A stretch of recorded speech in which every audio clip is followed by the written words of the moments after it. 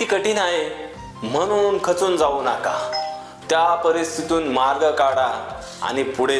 त्याने इतिहास घडवला पण तो पण काही तासामध्येच. आजही हजारो वर्ष उलटून गेलेत पण आजही त्याचं नाव घेतलं तरी माणसाच्या अंगावर काटा येतो. ती अर्धवट ज्ञान घेऊन अभिमन्यू जन्माला आला आणि जन्माला आल्यानंतर त्याला चक्रव्यूहामध्ये कसं जायचं हे माहित होतं पण चक्रव्यूहातून बाहेर कसं यायचं हे त्याने ऐकलंच नाही. त्याला सगळ्या गोष्टी अवगत झाल्या होत्या पण चक्रव्यूहातून बाहेर येणं अशक्य गोष्ट नव्हती. सारखा तेजस्वी धैर्यवान तितका दानशूरपणा त्याच्यामध्ये होता.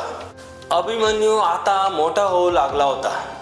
तो वडिलांसारखाच तेजस्वी पराक्रमी झाला होता. कुरुक्षेत्राची लढाई सुरू झाली. त्याच्या 13व्या दिवशी गुरु द्रोणाचार्यांनी असं चक्रव्यूह रचलं की त्याला भेदणं अशक्य होतं. पण त्या दिवशी कौरवांनी एक रणनीती आखून श्रीकृष्णाला आणि अर्जुनाला रणांगणाच्या एका कोपऱ्यामध्ये नेऊन अडकवलं होतं आणि त्यामुळे त्यांना तिथून इथपर्यंत येणं हे शक्य गोष्ट नव्हता. आणि तिकडं चक्रव्यूहाने पांडवांच्या सैन्यावर घात घातला होता. युधिष्ठिरच्या चेहऱ्यावर भीती दिसत होती. त्याला वाटत होतं आता हे चक्रव्यूह तोडण्यासाठी कोण जाईल.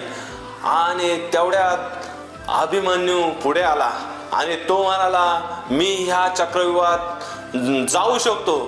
त्याला आणि त्यांना बाकीच्यांना सगळ्यांना माहित होतं याला मधी जायचं सगळं ज्ञान आहे पण मधून बाहेर येण्याचा मार्ग माहित नाही. तरी पण सगळ्यांनी त्याला थांबवलं, तू जाऊ नकोस. अभिमन्यू तरी डगमगला नाही. कौरवांच्या एका मागून एक फळ्या त्यांनी उधळवून लावल्या. द्रोणाचार्य सुद्धा चकित झाले आणि त्या 16 वर्षाच्या मुलाकडे पाहत राहिले. दुःशासनाच्या मुलाला त्याने रणांगणात लोळवलं आणि सगळे थक्क झाले.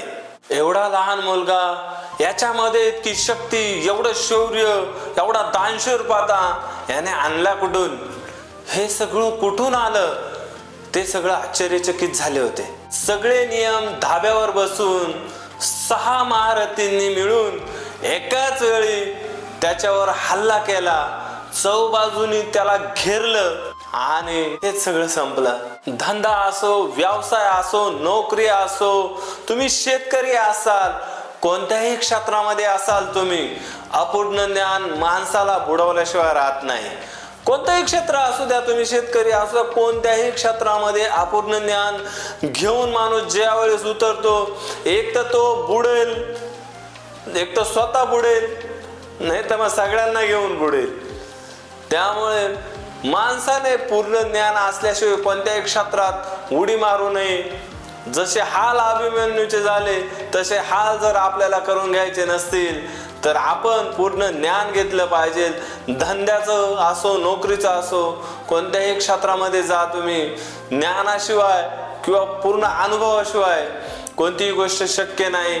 शक्य आहे परंतु त्या गोष्टी पूर्ण देणं आणि मेहनतीने जर करणार असाल तर ते पण शक्य आहे. आणि जगामध्ये असं काहीच नाही का ते अशक्य गोष्ट आहे, असं काहीच नाही.